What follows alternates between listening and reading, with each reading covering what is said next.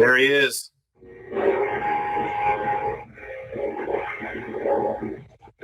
Good evening, my demented little children. Good evening, good sir. How's everyone doing? Everybody staying healthy out there in rock and roll land? Yeah, it's been a long time. Happy New Year to you. I think the last time we hung out was the nightmare before Christmas, Correct. Out at the Diesel. the Diesel Lounge. Let's do just a little bit. Okay. So back in the makeup, we got the stay home clause. I just wanted to call you up and ask you how you were doing. Well, things are good in Alice in Wonderland on this side of the world. No complaints. They don't get you anywhere anyway, right? We stay positive on this side, even with everything that's going on. I know it's crazy out there and all, but all you can do is stay home, stay healthy, stay safe. Yeah, I know that some of our friends in the KISS circle, unfortunately, were affected by some of the sickness going around, which is unfortunate. But I think that everybody's being a lot smarter now. I think that everybody is being a little bit more mindful of how to go about things with our new normal. But the thing that sucks is that, we had to cancel a couple of our shows. So a lot of the band is we're itching to get back out on the road. How about you? Did you have to cancel any shows? Yeah, actually, all the summer shows kind of got put on hold. Then they were trying to get rescheduled. Then they were just flat out canceled because no one really knows when this is going to end. There's not a date, there's no expiration date on it. So it's kind of it's not left up in the air, but it is in a sense. The later as the dates coming, such as midsummer, like end of summer, August or something, September, October. We still have shows booked for those months. But, Sure. Yeah, we'll just we're playing it by ear, so to speak, right now. I know you guys have had a few of your shows canceled as well. Yeah, we're hoping to get back on the road in June. Hopefully July at the latest. There's a really sweet 4th of July gig that we got booked for in New Hampshire that we're just really hoping that we can go to. So, but the band hasn't even been practicing. I know some of the guys have been itching to practice, but at the same time, it's just safer to stay home. So, I've just been playing my ass off at home until my fingers fall off, just learning new songs, jamming along with KISS concerts on YouTube, and watching documentaries. Like, how have you been passing the time, Alice? I'm pretty much quarantined myself in my own little world here, and doing the same. Watching a lot of old footage of both Alice and his different bands, different lineups, and getting different ideas, and that stuff we're actually bringing to life. It's really cool to be able to do that, and we're at a point now to where some of these theatrics are new theatrics because they're different songs or newer songs that weren't necessarily already in our set list. So with each new song comes a new story, and a story there's always some type of theatric visual to it. So stuff that Alice doesn't do, we're stirring that pot up. So we're coming up with our own stuff. That's great. Yeah, some good stuff to maybe make Alice himself raise an eyebrow. Yeah, we're really excited to start 2020 with a bang. We have some ideas for some new stage props and some new stage effects, and we were really excited to hit the ground running in 2020 with these new things, and this just put a really big stop to it. So to the extent where some of the things we build ourselves in the KISS tribute band. So these are things that we add to our shows that, the average consumer just can't buy. You have to design it and build it yourself. And since we're on a home lockdown, to the extent where we can't even go to Home Depot and pick up, plywood, it's been difficult to finish a lot of these things up. True. Let alone just the wear and tear on maintenance to when you're a band with it, totes around a lot of equipment and props and such. That stuff does take a toll on it. It's traveling, being stored and in and out, and carried and set up and tore down for sure. So yeah, without being able to get to the building supply stores and get what we need to give stuff a facelift sometime sometimes when it needs it. Yeah, we actually upgraded a little bit. We got a truck to pull a trailer, and we added a 6x12 trailer. So we're a little bit more mobile. I think up until now we were just renting U-Haul trailers. So we're stepping up in terms of behind the scenes as well as in the scenes. So that's been really fortunate. But a lot of the trips that we had long distance, we had some gigs in Wisconsin that we had to cancel, and we didn't want to have to borrow somebody's truck or have to rent a U-Haul for the weekend in order to play those shows. So we kind of doubled down and we bought a truck. We bought a trailer. So we've been excited to use those things, even though they're not a part of the show. They're part of getting there, and they're part of our hassles as a band. You have a lot of stuff, like Alice, like you're saying. You need to transport that stuff, and I'm not sure how your band thinks about it, but a lot of times the way I think about our band, it's almost like I'm playing for free. Where the money is coming in, when you get paid to play a show, it's almost you're getting paid for setting it up, and you're getting paid to sound check it properly. But the show itself is just so much fun. It feels like it's so much fun. I wouldn't do that for the money. Like, the money is the hassle of driving there, unloading, setting it up, sound checking, and then after the show, breaking it down, loading it up, driving it home. That's where the paid gigs really make it worth it, because this isn't easy, and if it was easy, everybody would do it. And I know that your show, Alice, takes a whole team of people to set up. Yeah, I mean, it's an investment for sure, and very time consuming, and does require lots of maintenance and updates all the time for those reasons. Travel, storing stuff, and just the tearing of things down after setting them up over and over and over again. Yeah, sometimes you just have to rebuild stuff completely. Uh, yeah, but probably we're in the same philosophy there as far as, a nice vehicle that pulls your trailer full of everything you need, and the band kind of follows and whatever else, whatever posse you got going on that's traveling, or uh, to whatever destination you're going to, and usually an overnight stay or a weekend stay, depending on the gig and where it's at. And that's what I like. The money, yeah, I think that's it. That's what you get paid for, is just doing all the physicality. I mean, like you said, uh, my band, your band, we've got a lot of knickknacks, so to speak. So that stuff needs to be set up, and it's physical stuff. Whether you're doing it yourself or you have a crew of or a team of people helping you, everybody needs to be paid for that for sure. Yeah, you've been doing this longer than I think anybody I know. I've only been living in the Detroit area since 2009, and I think the first time I saw you, I was in a different tribute band, and we were playing a show, I think, at the Ritz, and that was really the first taste I got of other tribute bands.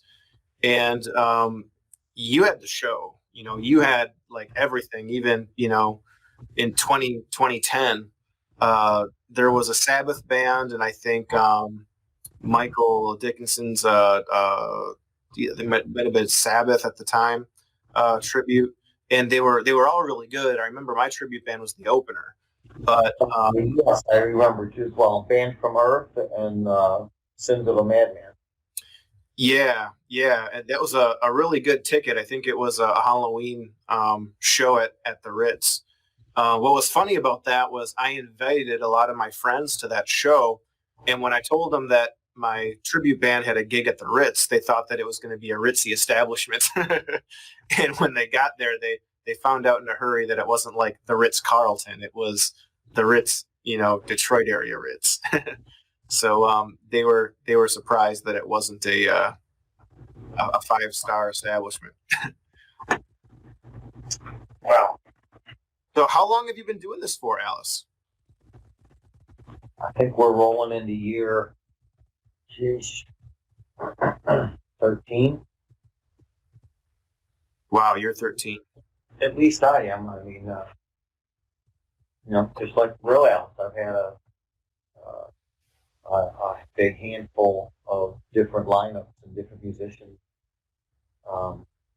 who all played a part in getting us to where we are now. I just think the way things are, the way things were going, with the whole tribute scene and the fact that the bands that have or that are paying tributes to shows with visual effects, not just pyrotechnics and light, but like Kiss or Alice Cooper. Uh, I love what Wrecking Crew does with the Motley Crue thing. Um, uh, shout out to Boyd and Amy doing the Crazy Babies, to Ozzy. I think those are bands that I consider are up on the top of the tribute scene. And I think your band as well. I mean, I know I've seen plenty of Kiss tributes, and there's plenty of them around. But without any favoritism, I think you guys are up there as well. Yes, for sure. Yeah, I can say the same. I've seen a lot of Alice Cooper tributes, and I've seen people that might look like Alice but don't sound like them. I've seen people that look nothing like Alice and try and sing like him. It's kind of all over the board. Alice Cooper is one of those big acts where I'm sure a lot of people must look up to that band and think, man, how great would it be to be Alice? I think that you are blessed with the look of Alice. I mean, there's not a whole lot of makeup that you have to put on to look like him. I mean, I'm sure people must stop you on the street and ask you if you're Alice Cooper, even without the makeup. Yeah, if I had $1 for every time, right? Yeah. Yeah, I'm blessed where obviously this isn't my hair, and obviously I don't walk around with all this makeup on. So when I'm not dressed up like the StarChild from Kiss, I go fairly unrecognized, which I think is kind of a blessing. I can go off and do my stuff, but you're assumed to be Alice Cooper probably a lot of your day outside of a gig. Yeah, there's been a few incidences and some really cool ones. Just not even being in Alice gear, as I call it, and someone here's one for the books. The craziest one was when a buddy of mine and myself went to Rob Zombie and Marilyn Manson were playing, and he got dressed kind of like Rob Zombie, so I threw together this Marilyn Manson thing.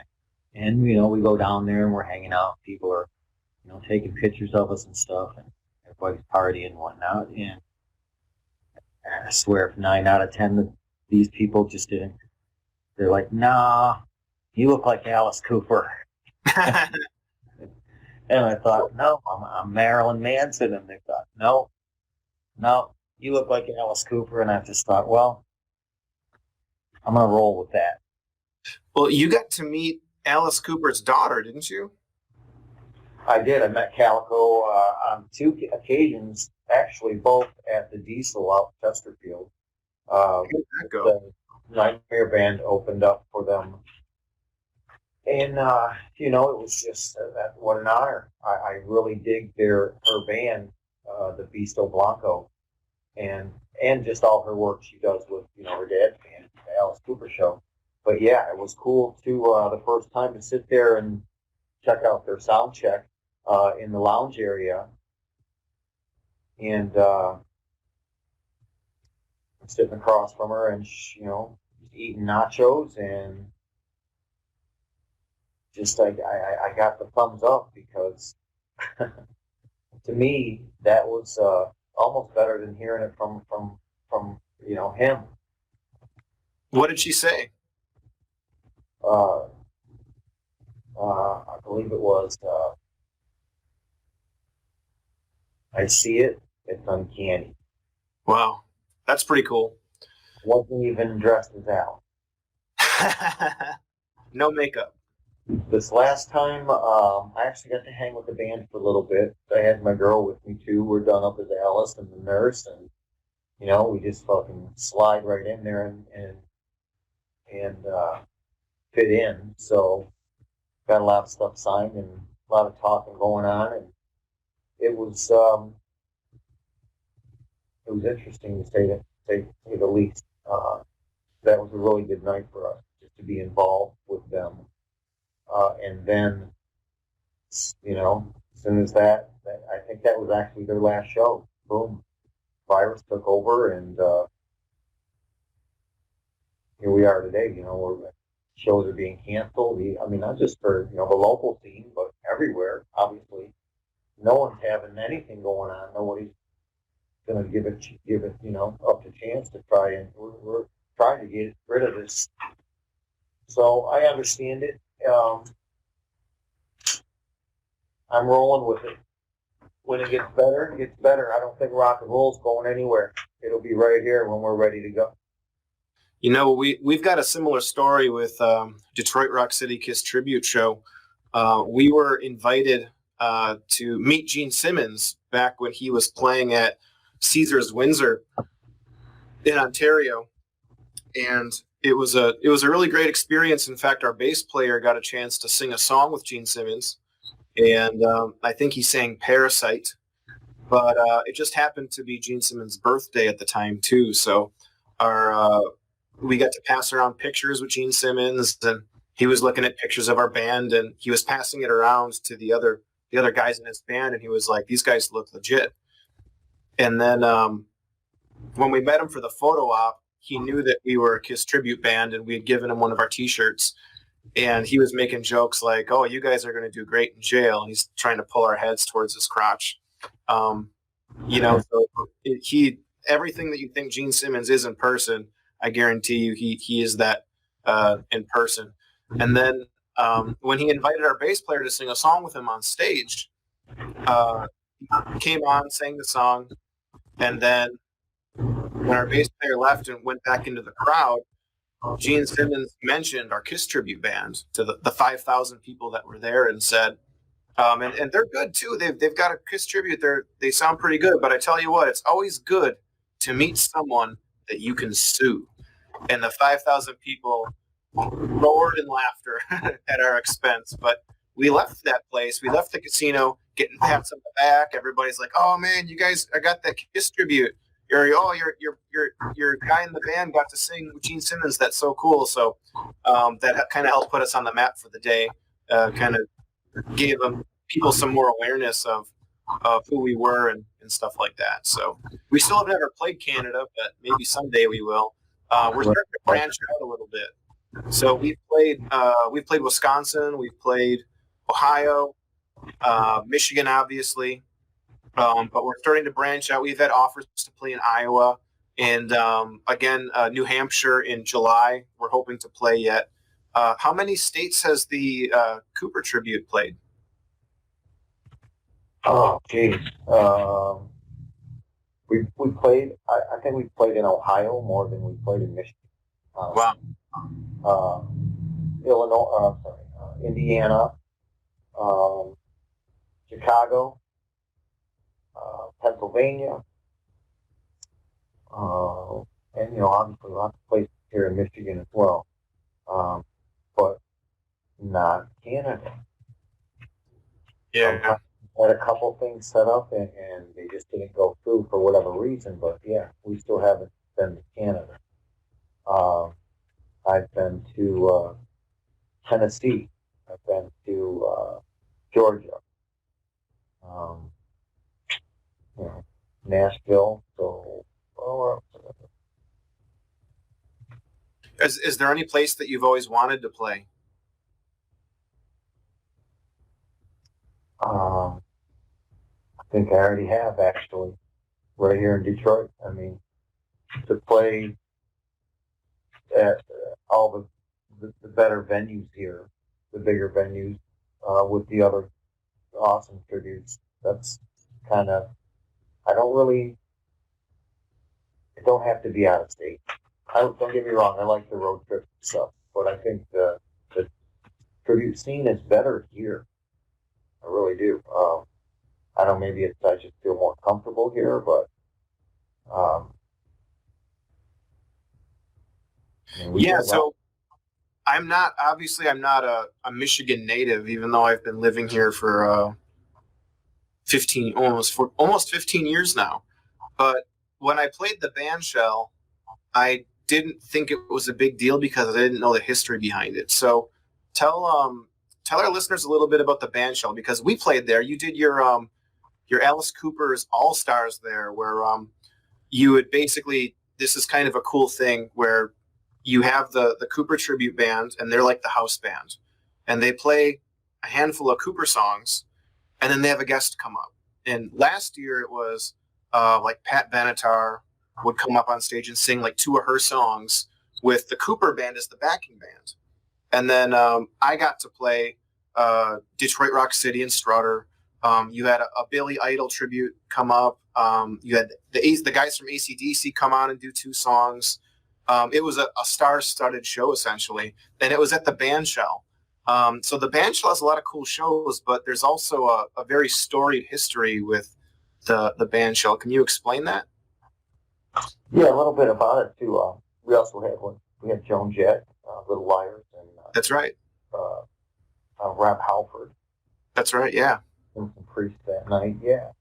I can't take all the credit for that because I kind of stole that idea from Ringo Starr, and that was the second one. The first time we did, we had uh,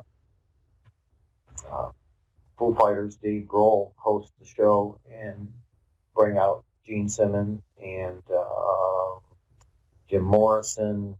I think we had Robert Plant, Stevie Ray Vaughan. It was a little bit more old school than we did this last one, and then we are in the works of doing an annual number 3. So probably we'll see. There's another idea out there that we got to wait and see what's going to happen. So, but the band shell, I believe a lot of classic, some of the icons have graced the band shell too. Alice Cooper. I mean, it is right there. A lot of these bands were Detroit bands or from Detroit, Ann Arbor, all the surrounding areas, Southgate, whatever. I believe Bob Seger. There's a couple other really big names that, let alone a lot of the local bands that actually made it. A lot of them Yeah. started. MC5, There you go, MC5. which I was told that I So- never knew it. I never knew what MC5 meant until I moved here, and someone said, "Well, they're from Detroit. You know that, right?" And I said, "No." And they're like, "Well, the MC5, you know what that means, right?" And I said, "No." And they said, "Well, it means the Motor City 5." And I've never known that. Motor City 5. Just look at all the classic rock bands that stemmed from Detroit or Michigan, There's, Ted Nugent was another. I mean, there, boom, what a handful of rockers right there. Yeah. Yeah, I mean, they're still doing their thing in their, 70s? I mean, the Stones are in their 80s. Seriously. Yeah, So, that's a big surprise. I'm glad the tribute scene is around. I'm glad there's places like the band shell, and that's a good community that comes together for shows like that. The cruise, which I believe is June 27th, which we'll be playing actually this year with a couple other bands. So yeah, I mean, I give shout out to Maureen Tobin who runs that pretty much all by herself. I mean, I know Yeah, there's Marine's great. behind the scenes and stuff, but yeah, she's always been good to us. And Lincoln Park has welcomed us as well. So, I mean, we've graced the stage quite a few times, and we'll be back. So, yeah. Yeah, I think that people have an expectation when they see a tribute band, which makes us different than a cover band. A lot of times when we get interviewed for a newspaper or we get interviewed for a newscast, and they ask us kind of why we do this. And the simple answer is, if you were a cover band, you'd have to play a variety, and you'd have to play 60 songs in 4 hours and take breaks. And you could wear literally what you woke up and just kind of jumped into, jeans and t-shirt. And when you're a cover band like that with some obscure name and you're playing a bar, the people aren't going there to watch you as a band. They're going there to listen to music while they party. And playing for 4 hours as a musician is not the most fun thing in the world, but you do it to get paid a little bit of money and maybe get some free drinks. When you're in a tribute band, And girls. you're putting on a show. You are entertaining the people, and you are the focal point of their night. You're not playing background music. You're not playing music they can drink to and party to, although a lot of people like to drink at our shows. It's one of those things where they'll pay money to see you, and they have a level of expectation on what they're going to see.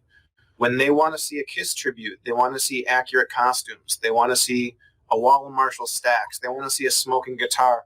They want to be put in a time machine and brought back in time to maybe the first time they saw Kiss, or maybe they never had a chance to see Kiss and they want to know what the fuss is all about. We should be able to deliver that. And I know that like over the last bunch of decades, Alice Cooper's got, even before Kiss, they had this ultimate stage show that you just had to see.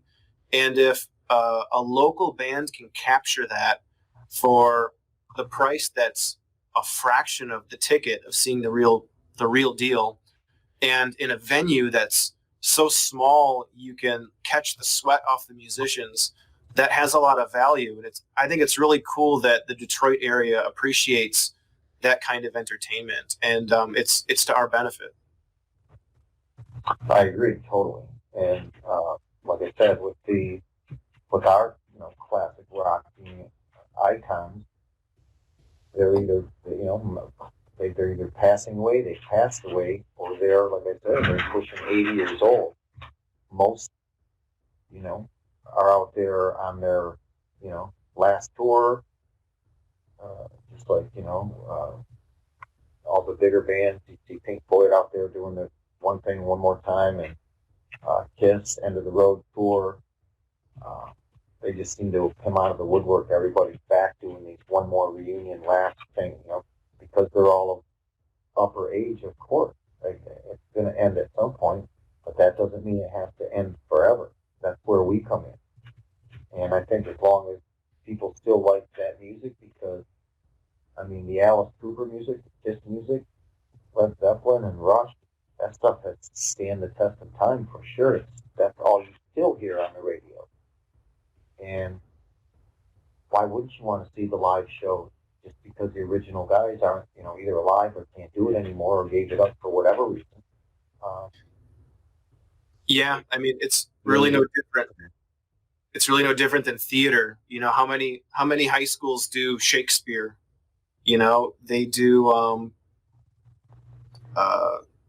Macbeth. They do Romeo and Juliet, and these are plays that the original actors are centuries dead. They've been gone for hundreds of years, but everybody knows that when you go and see a high school play or a college play and it's Romeo and Juliet, you've got a level of expectation because it's Shakespeare, and you've got a level of expectation because the actors have been honing in on these characters. And the Kiss characters and the Alice Cooper character, these are timeless legends that can be emulated. Obviously, we're doing it. You've been doing it for years and years. Kiss tributes, like, we're not the first people to ever do this. I'm preaching to the choir here, but Kiss tributes in full makeup started in the mid 90s. And it was one of those things that started with the Kiss conventions. So it kind of grew out of that. In fact, when Kiss saw that tribute bands were getting together with the makeup back on, maybe that gave them the itch for them themselves to put the makeup back on. Who knows? But it's a testament to the fact that when something happens in our history that's legendary, there's always going to be reenactments. We've got Civil War reenactments. We've got World War II reenactments. And it's a bummer to know that our heroes are getting older, but at the same time, that torch can be passed to people that can keep that spirit alive. Yeah, What are you, the what are you world would drinking be a tonight? bad place if you couldn't go see these live shows anymore. Yeah. You know, uh, I'm not, there, and then there's a lot of people who don't like the tribute bands who think we're, just out here copycatting because that's all we can do. Um, I can say this: I've done, I've been in more cover bands that I can put in both hands. I've been in a handful of original bands. I've done original stuff myself. Um, I like the tribute scene. It's different. It's definitely not as easy. Not that anything's easy, but I do it because I'm a fan. I do it because, and I want to say this too.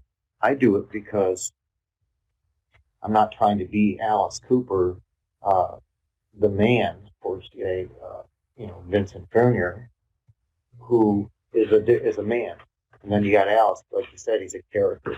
I'm not trying to be the Alice Cooper character. I'm trying to be the best Alice Cooper character that I can be. There's always going to be me there. I can't be Alice Cooper 100%. Yeah. And I'm not trying to watch, Alice Cooper concerts to see how many times he spins his cane, and I'm not into like that. I do what I feel is comfortable. I don't do. I'm not making a mockery of the guy. You know what I mean? yeah. Of his flow and stuff. I think I do it justice, if anything. And I mean, yeah, I have been doing it a while, so I think I've paid my dues there as well. So, with that being said, I'm not going anywhere. We're going to be around for a long time. You bring up an interesting point, because in the tribute scene, you do get, and I'm not going to name names, but there are some bands with members in it that actually think that they are the person that they're tributing, or the person that they're emulating, to the extent where they feel like they're like channeling their dead soul or something like that, or that they're the reincarnation of this, like if I did a Jimi Hendrix tribute and I thought that I was Jimi Hendrix, even off the stage, me, this, white guy, born in the late 70s, like, I'm not Jimi Hendrix, it's, so I make no delusions that I'm Paul Stanley. In fact, I don't like to refer to myself as Paul Stanley, because my name is Nick. People call me Nick. So when I'm playing a Kiss concert, a Kiss tribute concert, and people are yelling Paul, Paul, Paul, I don't answer, because that's not my name. When I introduce the band, I say that's the Demon. That's my friend Raj from Traverse City. And that over there is the Spaceman. That's my friend JD from Livonia.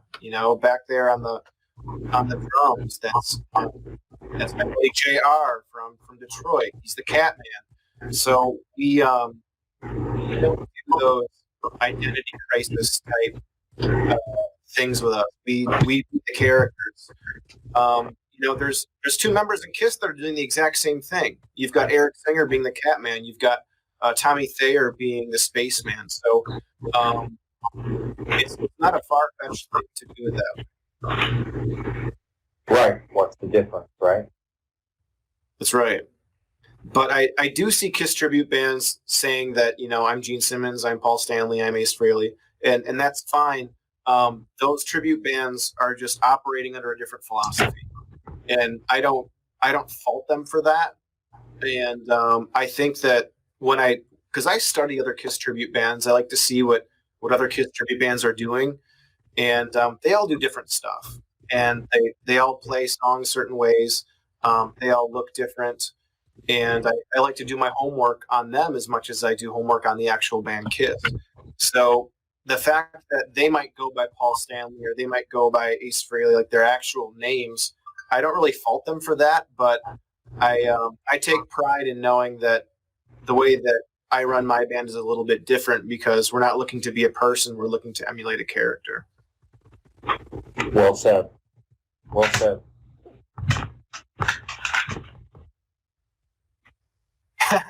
Oh, Is that the dog? my dog's trying to get in on the action. Yeah, I've got my puppy in a kennel right now because otherwise she would raise holy hell without with her being loose. So Yeah, I think it's a good thing. It's it's not a new genre of music. It it's just saving the our rock and roll heroes so they don't fade away. I mean, you know how many impersonators there are of Elvis Presley? Holy cow! So yeah, I mean, he'll never be forgotten. And this is just another way to make sure that they're not. And like I said, as much fun as it is for that 90 minutes or 2 hours you were on stage, there's, you know, the entire rest of the day and night where the work begins, and that's what you get paid for. that's right. One of the other cool things I can talk about is I teach a course at Oakland University called History, and it's actually a history course on the band. And it's a history course on Kiss, but it's not anybody can take it. So it's only students in the honors college can take it. And basically, what that means is that the kids who are like the smartest of the smart that can take special topics courses are able to sign up for this. And so I put them through the course, and I would bring in memorabilia, and I would bring in old documentaries and stuff, and they just ate it up. And they were all assigned to buy a different book, so they bought autobiographies, and they bought um, a lot of the books, and they all presented on the different books. And then they had debates because if Gene Simmons' book said it happened this way, and then the Peter Criss book said it happened that way, then they would like have a conversation because they all got to know the people in the band by taking this course, but they also learned the connection of Kiss to the state of Michigan. So I think that having a history course on the band Kiss in a Michigan-based university had a lot more value to them because they could identify with Cobo Hall, they could identify with Flint, or they could identify with the Cadillac, Michigan thing. Right. And those are major staples of Kiss and Kiss history. So I would start by like drawing, who the inspiration was, and one of the earliest inspirations of Kiss was Alice Cooper. They went and saw Alice Cooper play at the Garden, and when they left, they had the idea that what if they were four Alice Coopers on stage, and that was part of their vision. So your tribute band and my tribute band have a lot of overlap, perhaps even more overlap than our viewers might realize. I use the same philosophy as that exactly. I tell my bandmates, I'd rather you not just be out there in jeans and a t-shirt. I know that may be a little more comfortable, but if it were to me, there'd be five, however many people are in the band, there'd be that many Alice Coopers out there. Alice Cooper is a character. Doesn't mean you all got to be same makeup and that sign. So I wanted them to create their own character, and that's exactly what they do. And more power to them. They look badass. Yeah, there's great musicians in your bands too. And whenever I see your band, I like to listen to the drummer. Yeah, you got to try to surround yourself, at least in my camp, with the A-listers as much as I can. There's not a lot of room for the B-listers. No offense to anybody, but I just want the best. I want the people that are going to play the Alice Cooper music the best. They may not be the best musicians out there, or maybe they are, I don't know. But I want the ones that are, they got that passion to play the music and they've got to throw a little bit of themselves in there. They're playing as well, and their character, their stage persona. um, uh, and they all do. So, everybody what they bring to the table makes it what it is. It's not all just eyes on Alex. Um, he may be the focal point, but the surroundings and the stage setup and all the antics and the skits with the girls and the nurses and the actors, and holy crap, there's a lot that goes into it. Yeah, you're almost doing a like a stage production with different acts. It's definitely a production. It's like And a rock and roll vaudeville. yeah, there's overlap there with a Kiss show too. In fact, when you prepare a Kiss tribute concert, there's so many moving parts. So you can concentrate on getting the music right. You can concentrate on getting the choreography right.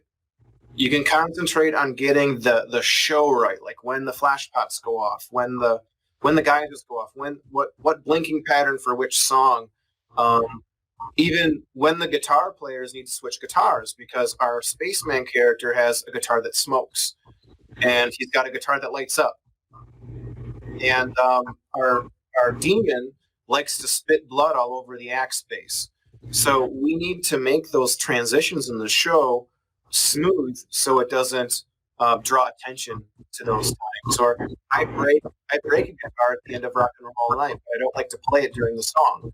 So while we're doing the big ending, I'll conveniently slide to the side and get the guitar that I break. And I don't want to make a scene of that. I just want everybody to make a scene of me breaking the guitar. So when you show up for a tribute rehearsal, we need to be mindful of all the things that would happen if it was an actual gig. Absolutely. I mean, I assume for you guys as well. I know in my camp, you need to set up the stage and rehearse that way. So yeah, we have an actual team of people. So, and that's what it takes for this one. Yeah, and then there's the whole, we sell T-shirts. I'm not sure how much different swag you guys sell, but we have kind of like an employee. I call her the stage manager, but we've got someone to man our T-shirt booth, and that's just a big thing for us because if we don't have somebody selling our T-shirts, we're not selling our T-shirts because we're the band. We don't walk around selling T-shirts.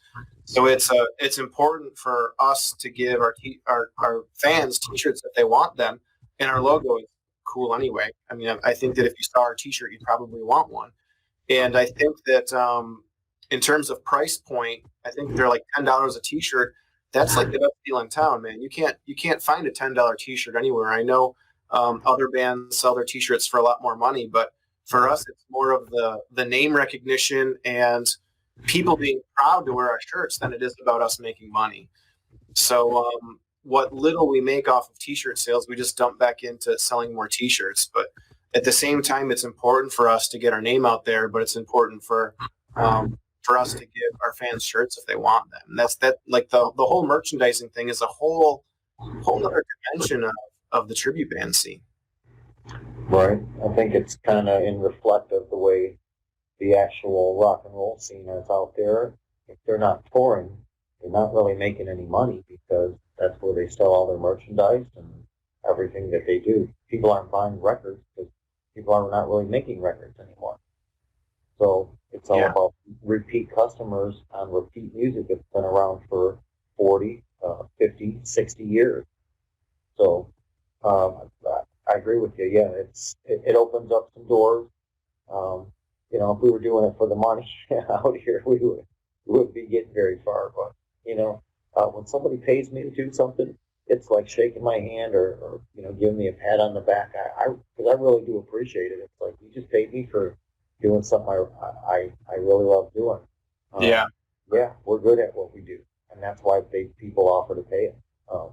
But it's not like I don't do our fair share of charity events and give back, because we definitely do. I just offered last night, there was a Facebook online meeting with like the Diesel Concert Lounge and Mike Scott, and a lot of people were, chiming in about trying to get the community back, because it's going to be definitely a struggle People aren't just gonna when the ban is lifted, people aren't just gonna rush out and pile 400 or 500 people into a theater or a concert venue. They're going to be very iffy about that. So they were asking, for example, if we could get 100 people out in a big room like that, what would it take to do that? And I immediately thought, no admittance, don't charge nothing. And I said, I typed in there, I'm like, Nightmare, I'll play for free. I'll give you a couple shows, show you my support. And then later in the podcast, he actually said, yeah, that's what we were going to ask for, maybe a little, help. And, something along that line. I'm all for that. It's not all about the money. That's not why I do this, for sure. Yeah. Well, I know there's shows out there, especially like the big festivals in Detroit, where they won't pay you because they think that it's exposure, and I'm not sure how respectful that is, and I've never been in a situation to play some of those bigger festivals, and I'd be interested in playing those festivals, but I've just heard some horror stories about how they work in terms of how you set up the stage, how you have to break it down. People are going to be playing after you, so we can't break down a stage wearing 7-inch heels. So it makes playing festivals like that a challenge. And if you literally don't have a crew of people to, throw your backdrop up and set a few things up on stage and help the drummer with his stuff and, drum risers and et cetera. Yeah. And within, 10 minutes or something, then the people coming there that do follow you, wanting to see your show, not really going to see your show. They're just going to get a little sliver of it. And the money's not necessarily there either. But a cool thing is that I'm going to share the green room with some really cool bands. Collective Soul, Cedar, Breaking Benjamin, a handful doing those Harley Fests and Uncle Sam jams. Met a lot of cool people with that. So that's the way I look at it. It's kind of just an adventure. It's not necessarily a job that I'm going to get paid to do. It's an adventure because it's different every time, every single time. Yeah, and when you play a stage like that, or even if it's a bar show, you have to bring it because everybody's got a camera phone now, and the version of the song that you play might go on YouTube and be shared with hundreds of other people. And if you flop on that song, everybody's going to see it, no matter if they were at the show or not, because it's going to be up on YouTube. I've done homework on other tribute bands where they've played songs that are staple songs of the band, and they didn't turn out very good. And unfortunately, those tracks have gotten more views than the ones that same band did that actually did turn out. And the reason why people saw the one that flopped is because it was more of a joke. And I want to make sure that all of the times I play in front of people, if there's a camera phone in the crowd, that we give the best show possible and we play the best song, the best version of it possible with as minimal mistakes as possible. And because you don't know where it's going to end up and you don't know who's going to see it. Exactly. And you never know who will see you in the tribute scene. I think that's kind of, I don't necessarily mean everybody's goal per se, but I think everyone's thought, holy cow, what if, I'm in a Metallica band and James Hetfield's seen the band somewhere, and next thing you know, he's inviting you to this, or somehow gets involved with you in your band. You're this small tribute band from, Hazel Park or Detroit or something, and James Hetfield contacted you. You never know what could happen. I know you guys are playing some cool stuff, just like you were talking about over there with Gene Simmons on stage, and I believe that was his birthday or something along that line, and just to be able to meet him and him throw you a couple mentions and talk about your T-shirts, and that's really cool stuff. I get the same feedback with the Nightmare, and there are some cool people that know who I am and what I do. It's cool to know that, it doesn't mean I'm big-headed and I'm like, I've never been that way. I'm not. I actually have an idea to do a show that would be called something like Alice, Alice, Alice. And an all Alice show with all the Alice tributes. However, it needs to be worked out. Sweet Alice. Um, I know there's a couple more around, but yeah, I would love to do something like that. Yeah, the same. I would say the same for Kiss tributes. You know, a lot of Kiss tribute bands look at each other like they're competition, but I don't see it that way. I don't compete with other Kiss tribute bands. I compete with myself, because I'm my own biggest hurdle. I'm my own biggest criticizer. I know where my shortcomings are in my performance. I don't need somebody else to tell me. Like I do enjoy the constructive feedback, but if there's a knock in my armor, I know about it. It's not going to surprise me at all. But the fact that other Kiss tributes exist and that I'm familiar with them and I watch them and I look at Kiss tributes in particular like a family. They're siblings in the family that don't always like each other, but I kind of let that happen. I usually don't play cliques or play gossip games like that at all. But if Kiss tribute bands wanted to get together and play one bill of Kiss tribute band after Kiss tribute band, and maybe the order, if the order was important, the newest ones played first and the oldest ones played last, like to kind of headline the show. And they all plugged into the same back line and they all were given different songs to perform. And maybe there was an all-star jam at the end of the night for Rock and Roll Night where everybody from all the different all the different Kiss tributes would be on the stage at once. That would be something that'd be pretty cool. And like you said, Alice, I'm not sure if something like that would even be possible, or if you offered it up, how many Kiss tributes would even be interested in doing that? Because a lot of people are, paranoid that they'll be compared to other ones, or they would want to do certain songs that other bands might want to do. I mean, uh, there is ego in the Kiss tribute circles, as I'm sure there is in every other tribute band. There's always egos in play. So the laid back and the level headed people, I'm sure, would just have to come to terms with the people that kind of had more demands. Right. I honestly, and I agree with you. There is a lot of who's better than who. Any tribute act I've ever been in, I've never looked at it or went into it as a competition. I'm just, as you know, I'm a monster Kiss fan, which got me into what I do there as well. And then next to that, I'm an Alice Cooper fan. But the Alice stuff was honestly more pushed on me than anything.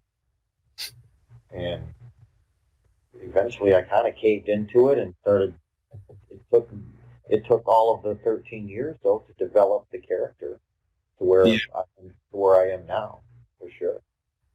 But I agree with you, like you were talking about people recording you on their phones or recording devices or whatnot, and then you see it on YouTube or wherever, and you get the ahs, what was that? That didn't sound so good. You also got to remember that a lot of times I'll tune in, kind of listen back, like, wow, no, wait a minute. That's the crowd singing along. You know what I mean? yeah. So, I mean, you take it with a grain of salt and go, well, they were into it. That's all.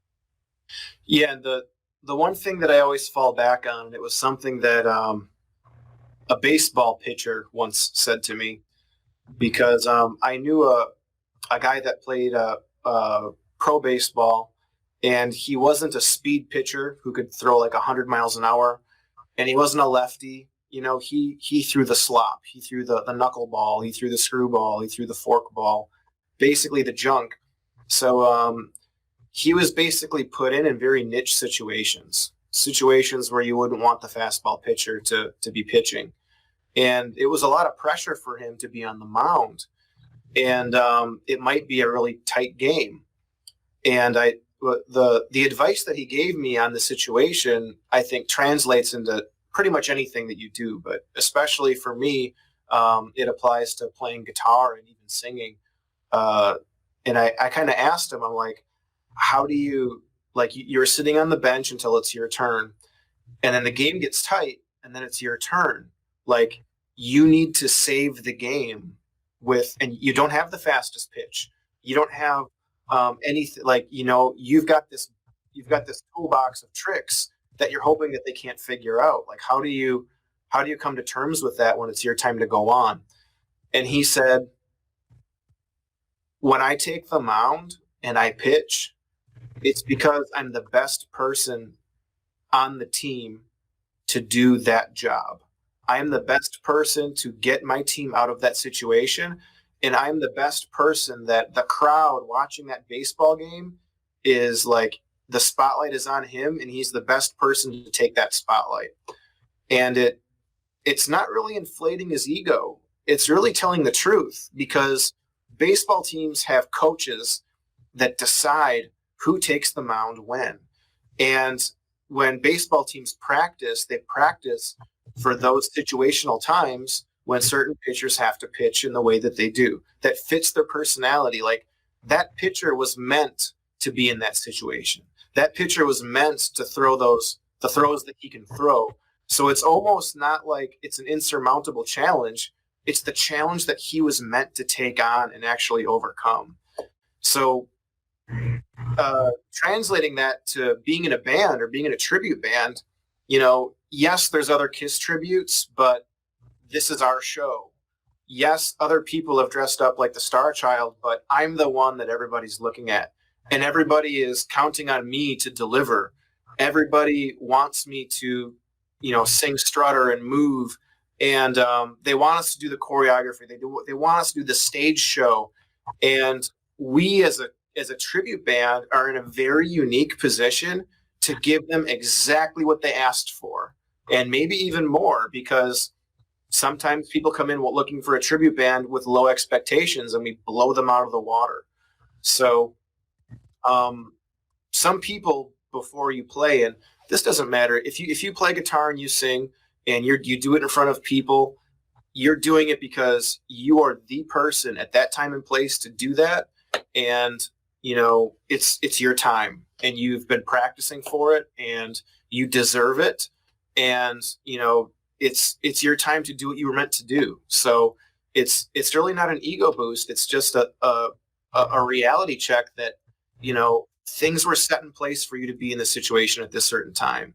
And take that moment and have fun with it. We wouldn't be doing this if it wasn't any fun, believe me. And when things are clicking and when we are delivering and when the fans are just really getting into it and dancing, it makes it a lot more fun for us. Yeah, I agree, definitely. Good philosophy, by the way, for sure. And to me, I can say this honestly, if there's 30 people or there's 300 people, it doesn't affect my performance.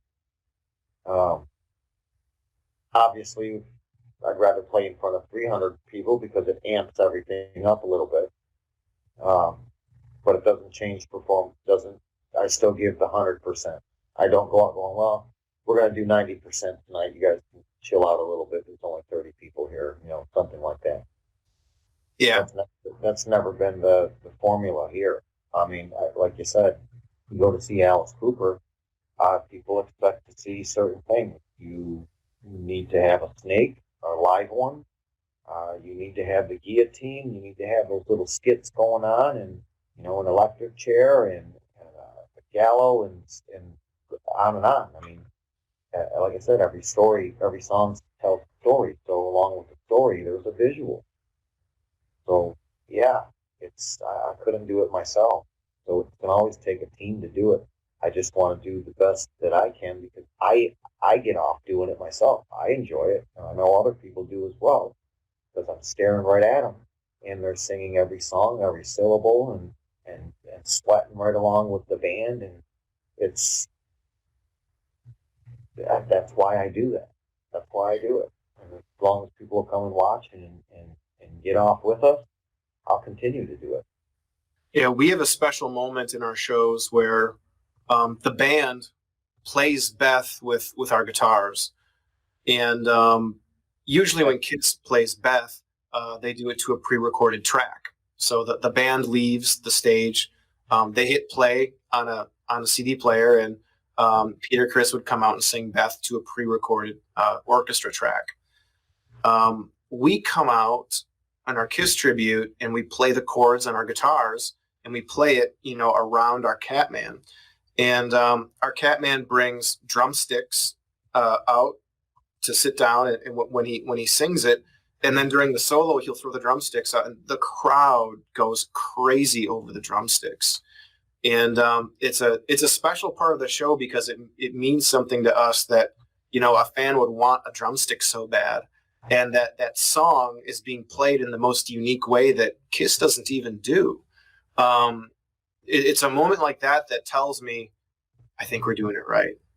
And at the end of a show, we have guitar picks on our mic stands, just like Kiss does. And during the show, I can whiz a guitar pick out at somebody, and I can hit a target at this point. Like, I've been doing this for 5 years. I've got a certain flick of the wrist where I can throw a guitar pick like a frisbee and hit somebody in the forehead if I wanted to. So if I see somebody in the crowd that's not paying attention, maybe they're on their phone, I whiz a guitar pick at them and I hit them in the face, and they look up and I point at them, watch me. And they laugh, like they smile, and then they put their phone away. Or if somebody I can tell is watching me all night, I'll throw them a pick, and that's like their souvenir for the night. At the end of the show, if there's any picks left, people ask for one. And the picks have our band logo on it, Detroit Rock City Kiss Tribute Show. And that's meaningful to me that, somebody's going to go home, with their ears ringing, wondering what the hell just happened. And then they're going to wake up the next morning, probably with their ears still ringing, and looking at this pick, and they're going to show it to their friends like, dude, I saw the coolest show last night. And then they gave me a pick. That for me, like, I know that's happening, and that makes like all the work, worth it. Yeah, I think when you give back to the audience, to the fans, the crowd, whether it's a T-shirt or like the Catman with the drumstick, or roses, or I think that draws the fans into like their part of the show. They feel more involved that way when you do something that way. And then, like you said, go home and you're like, oh, I got this, and I got this drumstick, or I got this.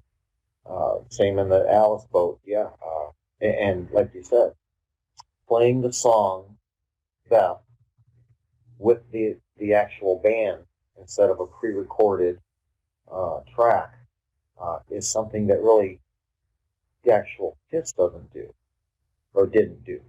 Mm-hmm. So that flows very well with me in the concept that, for example, we do a song, a love ballad called Dead Baby. And I wanted to invent a different theatric to it. So during the mid-break of the song, I pull out the bloody knapsack, smash it with a hammer, and then hold it up with the dripping blood, and it's a sack of who knows what, till I pull out all these baby dolls.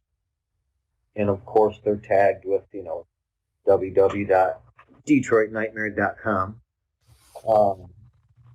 And a little signature here or there, and what I like to call, I Cooperize pretty much everything I get my hands on. So they're actually, each baby doll has been in my hand, probably in my lap, for a few minutes while I customize it.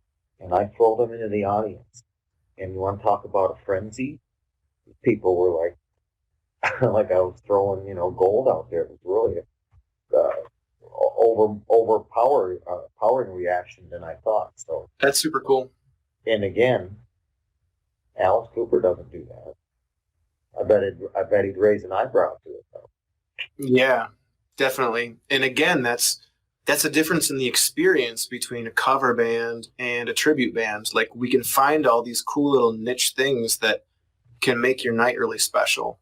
And it makes it special for us too, being able to provide that for people that, paid hard money to come out to us. So I hope that someday soon we can get back on the road and play a show, be it in the Detroit area, or be it, if it gets to be July where we can't play, I really hope we can play in New Hampshire. But it's one of those things where we have all these ideas, we have all this energy, and we're used to playing out. I think that our Kiss tribute plays out like once a month, and we haven't played, I don't think, since January. So it's almost torture to be stuck at home and not being able to play out. So I hope that we can get out again soon. Yeah, we were in the double digits with the bookings, around 17 shows, for 2020. And I think we're now down to 5, something like that. But June 27th, we'll be at the infamous band shell in Lincoln Park. And I know we have a couple private parties through September and early October, but October 31st, Halloween,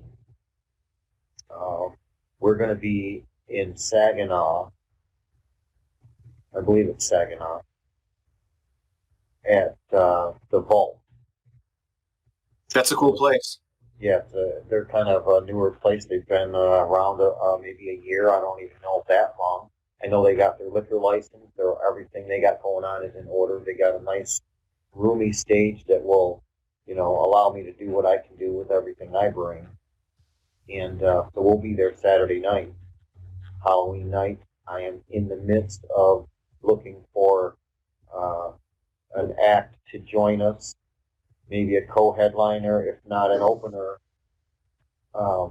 Maybe I'll probably get a local from around that area to open and allow them to open up for us as well. So yeah, hopefully we get a grip on the throat of this virus and be able to get it under wraps and put it in quarantine, Yeah, there's a venue that's just opening up in Detroit called Tin Roof Detroit, and we're supposed to be playing there on May 30th, and I'm not sure if we're going to be able to play that show or not. But again, if the show is going and there's rules, just obey the rules. If they're going to open it back up, but you have to be socially distanced, it's a bummer, but do whatever it takes to stay safe.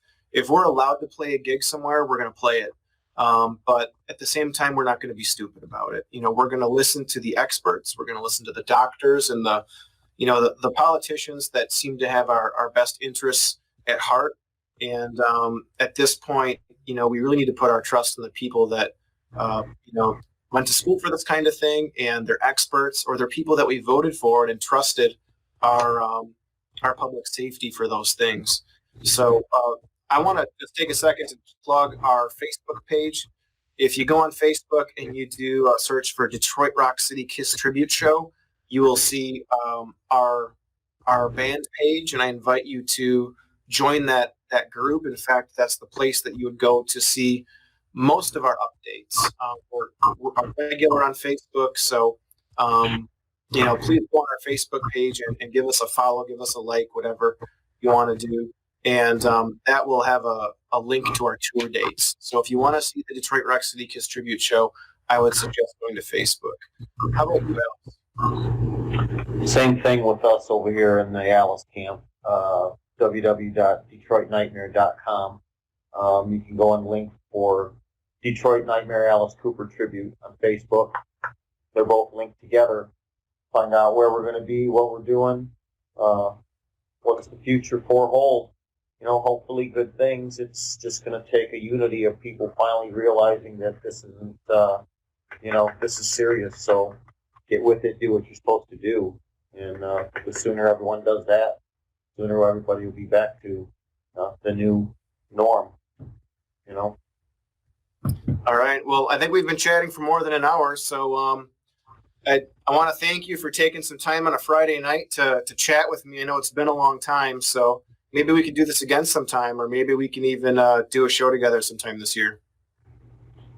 Yeah, sounds great. We're always open to something, and more power to you. And everyone stay safe and healthy out there.